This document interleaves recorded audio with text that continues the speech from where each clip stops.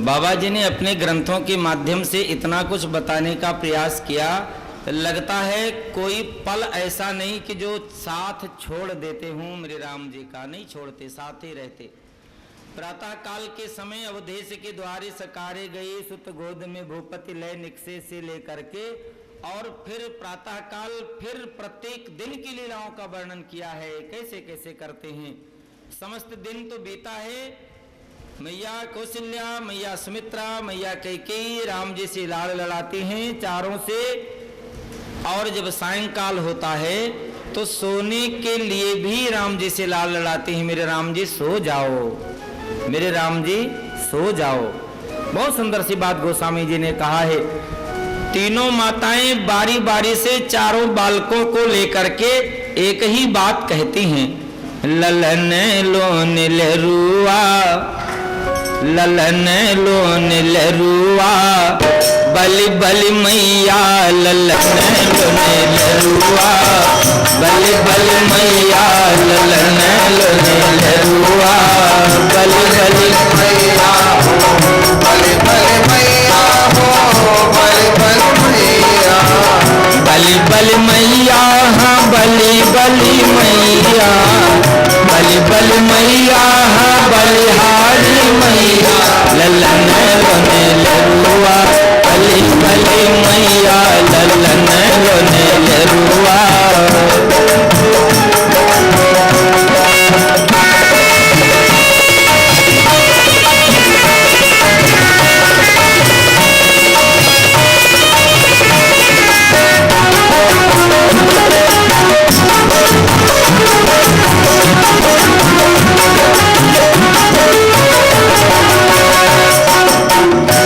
अब सुख से सोए नींद की गरिया, सुख से सोए नींद की गरिया, सुख से सोए नींद की गरिया, सुख से सोए नींद की गरिया।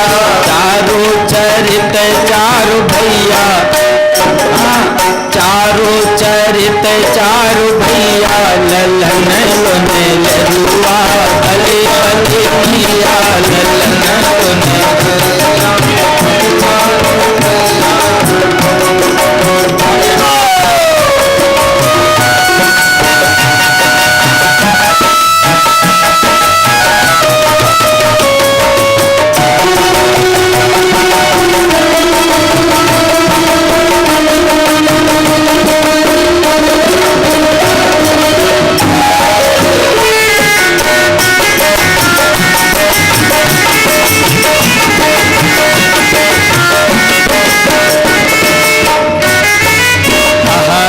मल्हाय लाए उर छिन छिन, कहत मल्हाय लाए उर छिन छिन, कहत मल्हाय लाए उर छिन छिन, कहत मल्हाय लाए उर छिन छिन। छगन छबीले छैया, ललन लोने लरुआ, बलि बलि मैया, ललन लोने लरुआ, बलि बलि मैया, ललन लोने लरुआ।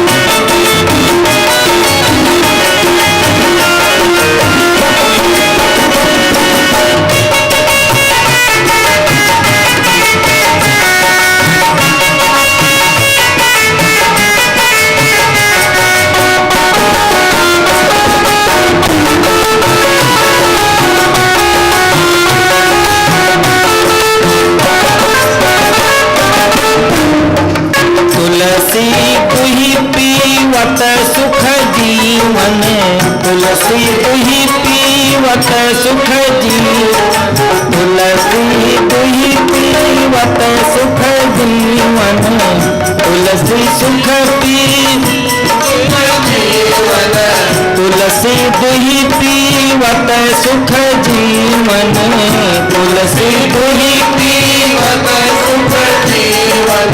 भयस प्रेम घनी मैया, ललन लोने लरुआ, बलि बलि मैया,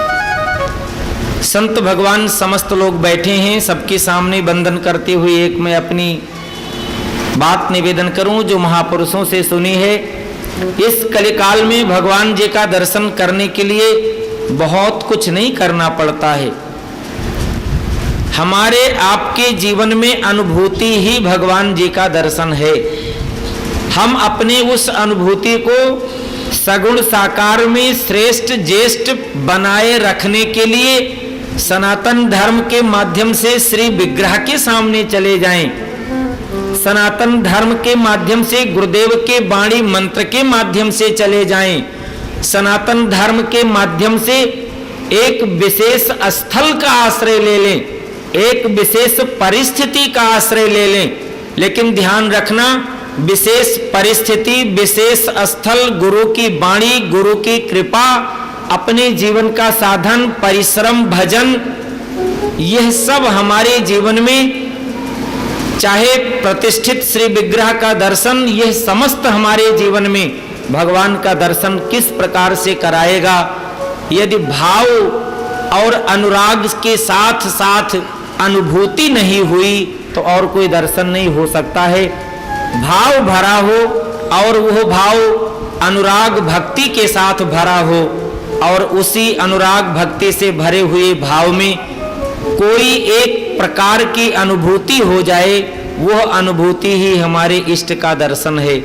चाहे वह अनुभूति किसी दरिद्र नारायण की सेवा करते समय हो जाए, चाहे वह अनुभूति गुरु के कमलवत पद पंकज में लेटकर वंदन करते समय हो जाए, चाहे वह अनुभूति गुरु की कृपा प्रसाद भक्षण में हो जाए, चाहे वह अनुभूति गुरु की सेवा में हो जाए, चाहे वह अनुभूति गुरु की एक वाणी मंत्र मानकर उसी का आश्रय लेकर जप करते हुए हो जाए, चाहे वह अनुभूति श्री विग्रह की सेवा करते हुए हो जाए, और भी हम साधारण स्थिति में उतर करके आए, हम किसी विशेष परिस्थिति में, विशेष स्थिति में, विशेष व्यवस्था में चले जाएं, वहां पर हो जाए, या हमारे जीवन में किसी संकट परिस्थिति ने मुझे घेर रखा हो और वह उबारने वाली परिस्थिति में भगवान का अनुभूति दर्शन हो जाए, या अपने ही घर में रह करके अपने ही माता पिता की सेवा करते हुए उस परमात्मा की सेवा में अनुभूति हो जाए, यही भगवान की अनुभूति है, यही भगवान का इस कलिकाल में दर्शन है। कलिकाल में परमात्मा साक्षात्कार हो जाए, आपको मिल जाए, ईमानदारी से कहिए आप भगवान को भगवान नहीं मानेंगे, भगवान को कह देंगे आप भगवान नहीं हो सकते। भगवान पूछें आप भगवान को मानोगे कैसे, शायद तब आपकी एक जीवन की रेखा होगी, आपके जीवन की एक स्थिति गति होगी, मानना होगा, व्यवस्था होगा।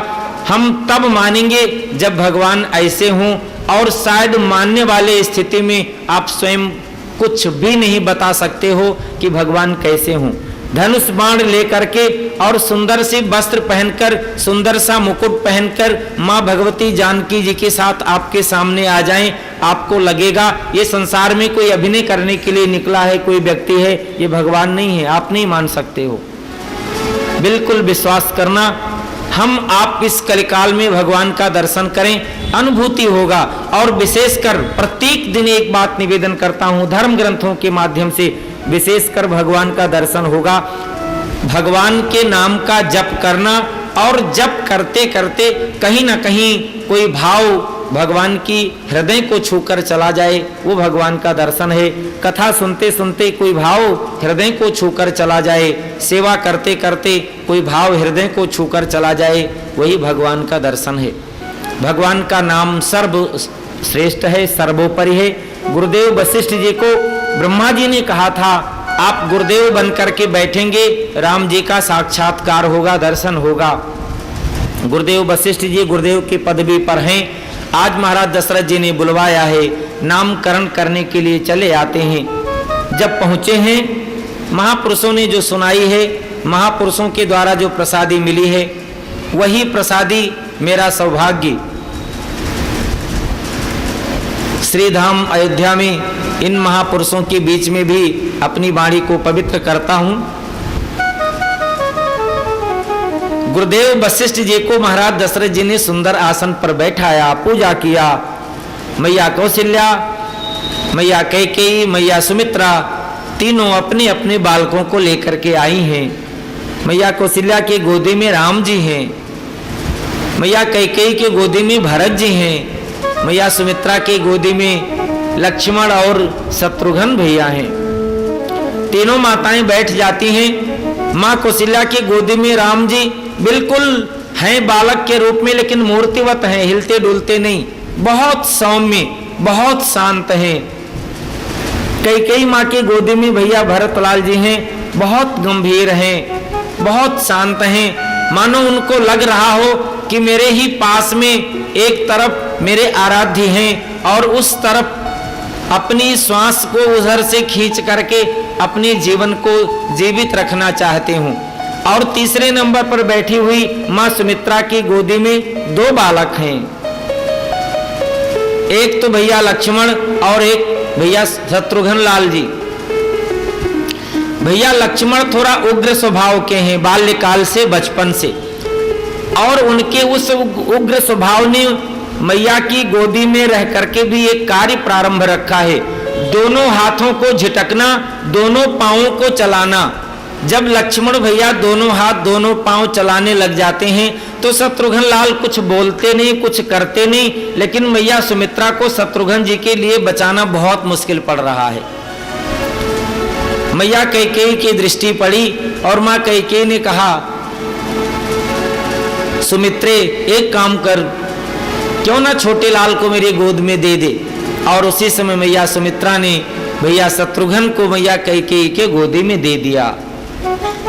अब तो कैकेयी की गोदी में भरत जी भी शांत हैं और कैकेयी माँ के गोदी में भैया शत्रुघ्न भी शांत हैं, दोनों लेटे हैं, पता नहीं लगता है।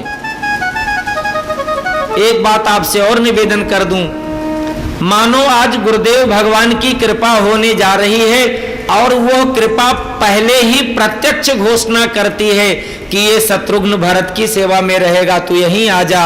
और लक्ष्मण इसलिए तड़पता है कि मुझे राम के पास पहुंचा दो, मैं राम की सेवा करूंगा। आज तो राम गुरुदेव की दृष्टि पड़ी है माँ कौशल्या के गोदी में, समस्त ब्रह्मांड के नायक परमात्मा आज एक भक्ति की गोद में। गोस्वामी जी की लेखनी कहती भी यही है, प्रेम भगति बस, प्रेम और भक्ति के बस में कहाँ है कौशल्या की गोद। भक्ति मैया कौशल्या है, उनकी गोद में राम जी दृष्टि पड़ी। गुरुदेव वशिष्ठ ने कहा है, महाराज मैं नामकरण संस्कार तो करता हूँ, लेकिन मैं अपनी ओर से कुछ नहीं कहता हूँ, अपनी वाणी से भले मैं बोलता हूँ, लेकिन जो भगवान वेद ने पहले से वर्णन किया है, मुझे बताया है, मैं वही कह देता हूँ।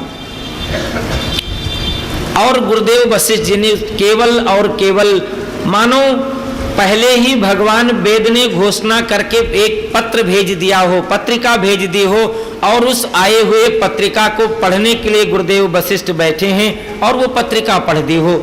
ऐसे कोई तत्व रूपी परमात्मा के नामकरण संस्कार में गुरुदेव वशिष्ठ जी अपने आप को निमित्त मानते हैं कि मैं ब्रह्म का नामकरण संस्कार करता हूँ। वाह रे परमात्मा, तेरी कितनी कृपा है मेरे ऊपर। और नामकरण संस्कार करते हुए केवल और केवल भगवान वेद की वाणी कहते हैं कि हे माँ कौशल्या, आपके गोदी में जो बालक है वो बालक कोई साधारण नहीं है। वो बालक कौन है? संसार में प्रत्येक चीजें होती हैं और प्रत्येक चीजों का एक सागर होता है। संसार में आनंद भी है और आनंद का सागर भी है, और उस आनंद का सागर उनमें से कोई एक बिंदु ले आए वो जीवन भर आनंद रहता है। लेकिन माँ कौशल्या, आज तो तेरा इतना सौभाग्य है कि वो आनंद का सागर तेरी गोद में आया है, आनंद का सागर तेरी गोद में समाया है। कहीं ना कहीं इतनी विशाल गोद है तेरी भक्ति, और इसलिए परमात्मा तेरी गोद में आया है। बहुत सुंदर सी व्यवस्था के अनुसार गुरुदेव वशिष्ठ जी बताना चाहते हैं,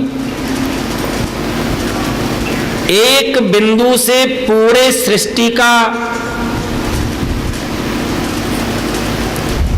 जो पूरी सृष्टि है उस पूरे सृष्टि को आनंद की प्राप्ति एक बिंदु में हो जाए, लेकिन यहां मां कौशल्या को राम जी के गोद में आने के बाद भी लगता है कुछ और मिल जाए। इसका मतलब भक्ति है ज्यादा। सो आनंद सिंधु सुख राशि, सो आनंद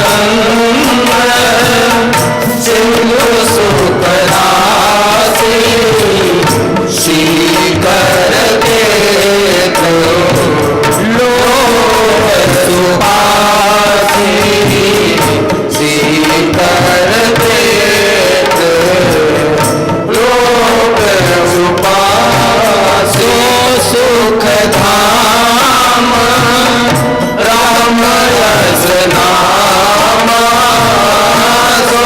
सुख धाम राम रस नाम, अखिल लोक पावन विश्रामा, अखिल लोक पावन विश्रामा। बोलिए रामचंद्र भगवान की जय। गुरुदेव वशिष्ठ जी ने रखा है नाम, पहले भगवान वेद कहते आए हैं, इसलिए मैं कह देता हूं आपके बालक का नाम राम होगा। मां कैकेयी की गोद में दो बालक, पहले वाले बालक पर जब दृष्टि पड़ी है, गुरुदेव वशिष्ठ जी ने महाराज दशरथ जी को संबोधन किया है, चक्रवर्ती सम्राट महाराज दशरथ, ये आपका जो बालक है इससे ज्यादा त्याग करने वाला दुनिया में कोई नहीं होगा। अरे महाराज जी ये त्यागी होगा क्या? हाँ बिल्कुल, इससे ज्यादा कोई त्याग करने वाला नहीं होगा। जरा भगवान वेद के द्वारा जो सूत्र कहे जाते हैं, गुरुदेव वशिष्ठ महाराज जी ने जो सूत्र कहा है, बिल्कुल उल्टे शब्द निकलते हैं, उल्टे सूत्र निकलते हैं, लेकिन उनकी वास्तविक स्थिति क्या है? महाराज दशरथ जी को बड़ी प्रसन्नता हुई, बड़ी प्रसन्नता हुई। ये मेरा दूसरा बालक त्यागी होगा, हाँ त्यागी होगा, लेकिन ऐसा कोई त्यागी नहीं। फिर कौन सा त्यागी होगा?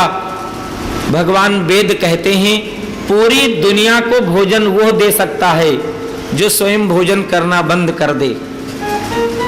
पूरी दुनिया को सुख वो दे सकता है जो स्वयं सुख लेना बंद कर दे। पूरी दुनिया की व्यवस्था ठीक वो कर सकता है जो स्वयं अपनी व्यवस्था अपने लिए रखना कम कर दे। महाराज दशरथ जी ने कहा मुझे समझ नहीं आती आप कहना क्या चाहते हैं, मेरा बालक त्यागी होगा तो करेगा क्या? गुरुदेव वशिष्ठ ने कहा है आपका बालक इतना बड़ा त्यागी होगा, इतना बड़ा त्यागी होगा, संपूर्ण संसार का त्याग कर देगा, अपने लिए कोई वस्तु भोग के लिए नहीं रखेगा।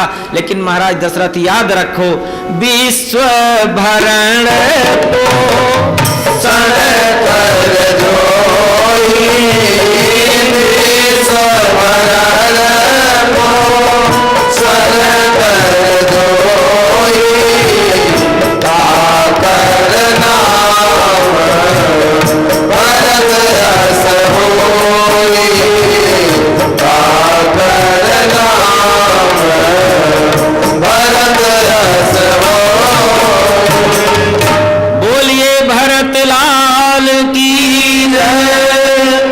विश्व भरण पोषण कर जोई, अपने लिए कुछ भी न रखता हो और पूरी दुनिया पूरी सृष्टि का जो पालन और पोषण करता हो, भरण करता हो, उसका नाम भरत होगा।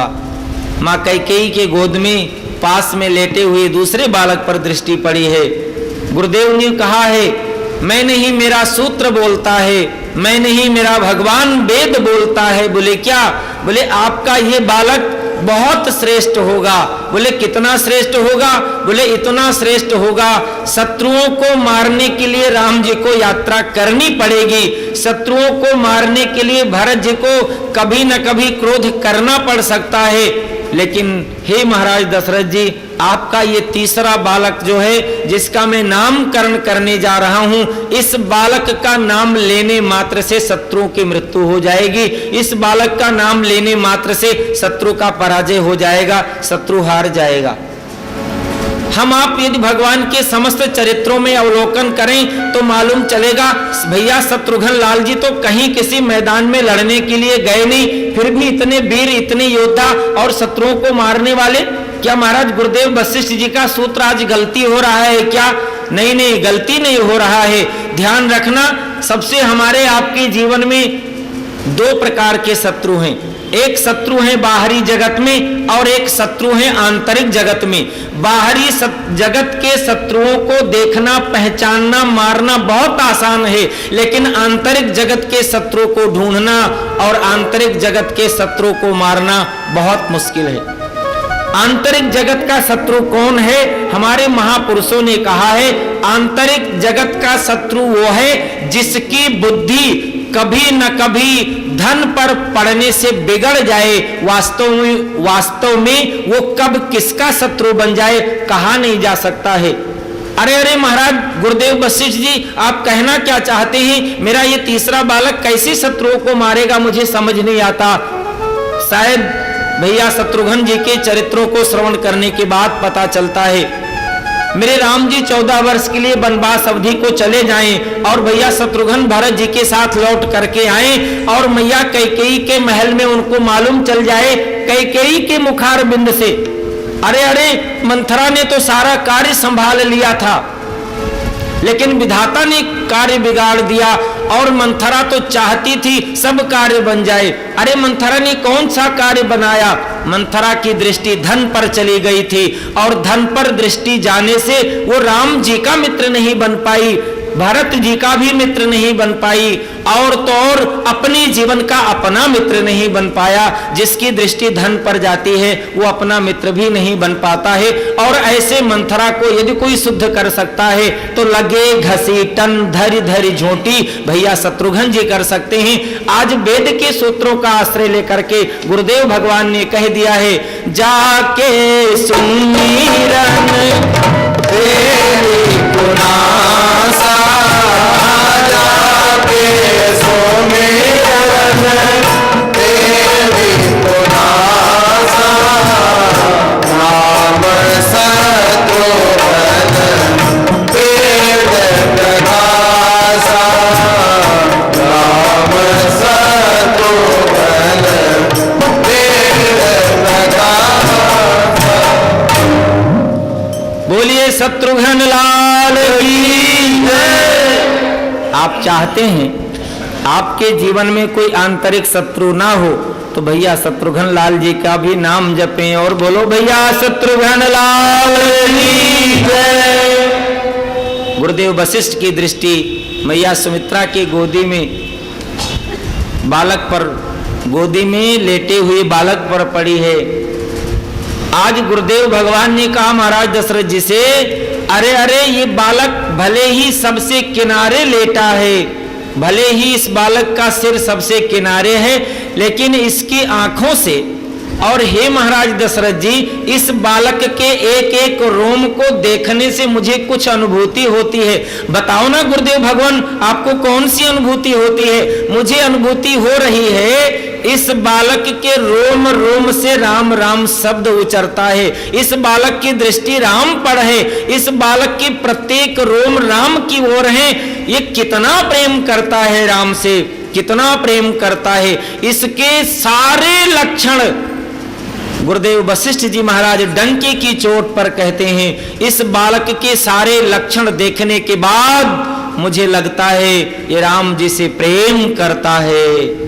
और तो और राम जी से जो प्रेम करेगा वो संपूर्ण संसार को आश्रय देता है। और यदि कोई राम से प्रेम करे और राम के संसार को आश्रय ना दे, राम के संसार से प्रेम ना कर पाए, कोई व्यक्ति कह दे मैं आपसे तो प्रेम करता हूं लेकिन आपके घर वालों को मारना चाहता हूं, आपको कितना अच्छा लगेगा? जो मेरे राम से प्रेम करेगा वो मेरे राम की सृष्टि से प्रेम करेगा, मेरे राम की सृष्टि को आश्रय देगा। महाराज दशरथ जी ने कहा मुझे समझ नहीं आता भगवान आप कहना क्या चाहते हैं? गुरुदेव वशिष्ठ जी की वाणी बोलती है, गोस्वामी जी की लेखनी कहती है, लक्षण धाम राम प्रिय। सारे लक्षण जोर जोर से डंका की चोट पर आवाज देते हैं, लक्षण धाम राम प्रिय। सकल जगत आधार, गुरु वशिष्ठ त्यहि राखा, लक्ष्मण नाम उदार। बोलिए लक्ष्मण भैया की जय। कई बार बड़ा आश्चर्य लगता है, बाबा गोस्वामी जी कभी कुछ कह देते कभी कुछ कह देते, यहां तो कह दिया लक्ष्मण नाम उदार। लक्ष्मण जी उदार हैं क्या? बोले कितने उदार हैं, कहां कहां उदारता लक्ष्मण जी की दिखाई है। लेकिन गोस्वामी जी को लगा है